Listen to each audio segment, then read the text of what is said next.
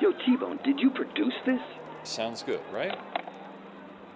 For me, that's still the major mystery. The person who bought it and uploaded it, that's the big mystery. No one's ever come forward on the Discord and said, yeah, I'm user blah, blah, blah. I'm the person who did that. No one's ever claimed that. Who the hell put it on 4chan? Why would they do that to us? Yeah.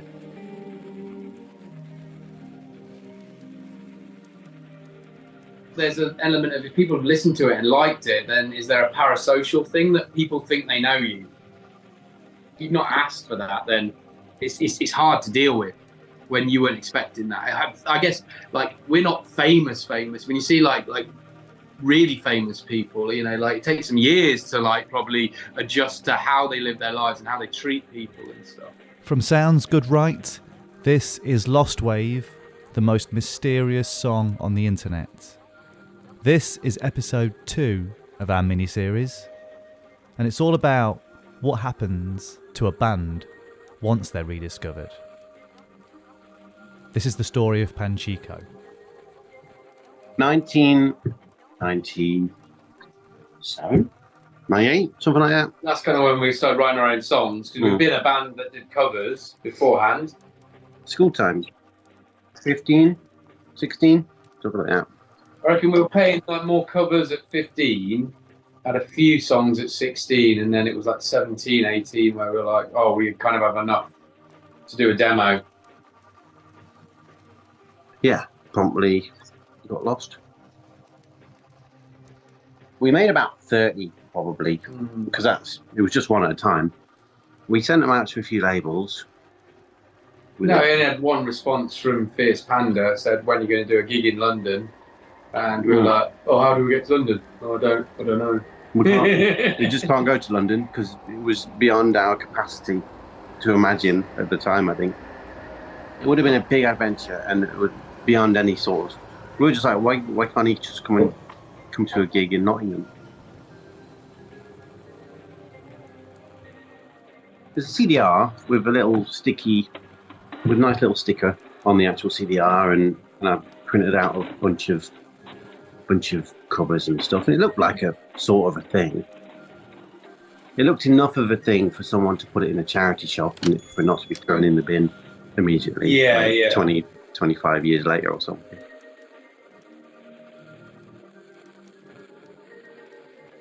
Many years later, 2020, 2 months before lockdown, I woke up on a cold January morning. And I had a weird message on an old Facebook account I had. It's a defunct page I hadn't used for like 5, 6, maybe I'd say maybe even 10 years. Why would anybody engage with that page? 2 random people from America contacted me and said, are you the singer of this band, Panchiko? And the odd thing about that was, I know that I never put it on the internet. I don't think Andy ever put it on the internet. Why would we put an old demo like that on the internet? The internet wasn't even there when we made it. He said, are you the lead singer of this band? I said, I don't know, maybe. How do you know about that band? Then they came back very quickly with, your CD Death Metal was uploaded to the internet on 4chan, and we're part of a group that is trying to hunt down the original members because the original upload is distorted and rotted. We're a group that are particularly interested in finding the master tapes of it. My answer to that often is occasionally I'd open up my huge CD wallet that I'd never listened to CDs, but I'd be moving house every once in a while and I'd open this CD wallet and I would see that CD and go, God, thank God I'm from the generation that doesn't upload everything I ever did. But I hadn't listened to it at the same time as well. So I had this perception of it, of what it sounded like. So after the initial conversation with Facebook, they said, just type in Panchiko, just find, like, have a look. I typed in Panchiko in Google, and before I pressed enter, I hovered over it for about 10 minutes. I pressed the button, quite a few things came up. Said to me, I think, oh, we've got a Discord group, because I think initially I said it should be left in the past, and then they sent a load of pictures from Discord group, because they knew I wasn't engaging with it or on Discord, and they just sent me a load of messages saying, oh, this is what we think. And at the same time as that, I messaged Andy quickly on Facebook and said, Andy, type Panchiko in the internet. Go on, Dave. My parents are Welsh, so my real name's Owain. So it's spelled Owain. Because the issue was with the demo is we didn't put our second names on it. We only put our first names as so-and-so sings, so-and-so plays guitar. So it was just Owen, John, Sean, other people on it. So there was this whole mystery of the actual CD when they looked at the sleeve notes because it only had first names on it. So they didn't have a clue what my second name was. But I think with my name, they were able to basically go to Facebook, go, okay, if this band was from Nottingham, let's search everybody in the Nottingham area with that name. And I guess they probably would have got it down to like, Maybe what, like four or five people. So they probably just randomly messaged all of us. Initially, for the first two messages, I kind of said, I don't know, I might have known that band. After I watched the videos, I think I said, yeah, I was in that band, I was the singer. When that all started, I remember the Discord group had this like Google Docs page, this public document that people were filling in what they knew about the band. And what was interesting is they'd already contacted like something like 10 or 20 different people about the band who'd all said, look, I'd love to help you, but I don't have a clue what you're talking about. First thing we heard on the internet, like, so if we typed in Panchiko, the only thing that came up with this was this rotted, degraded version, which I thought was really fucking cool.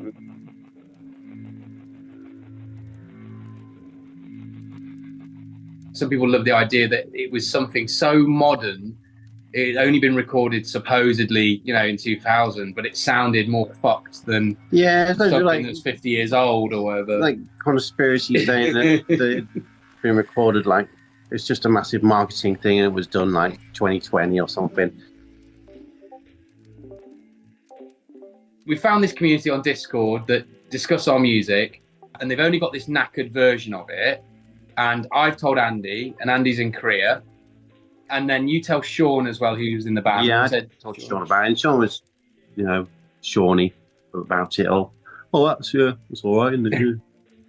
Sean was in Cambridge. Sean's in Cambridge. John, drummer, we haven't found him, but we got a different John drummer, so yeah, they're pretty much disposable. Is he unaware of this, or is he?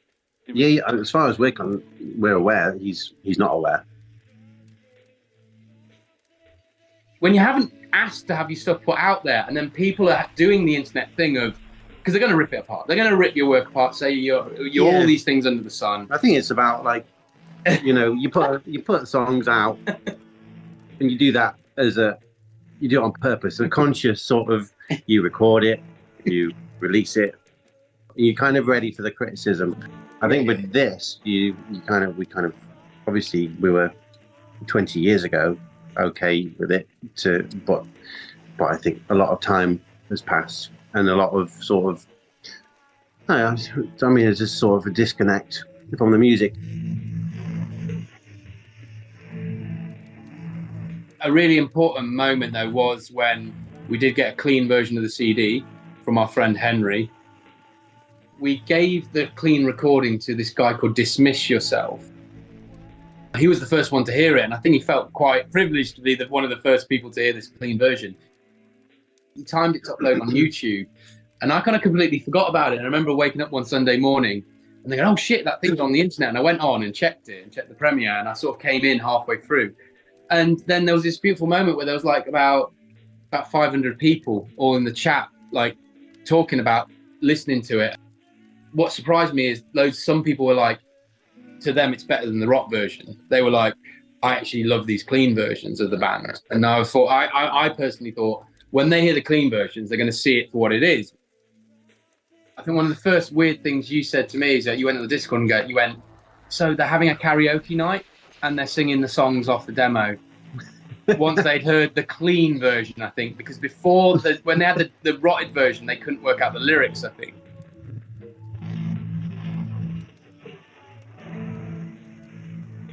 That moment was really interesting because when the clean version came out, then there started to become this whole movement of people who liked the original version of it.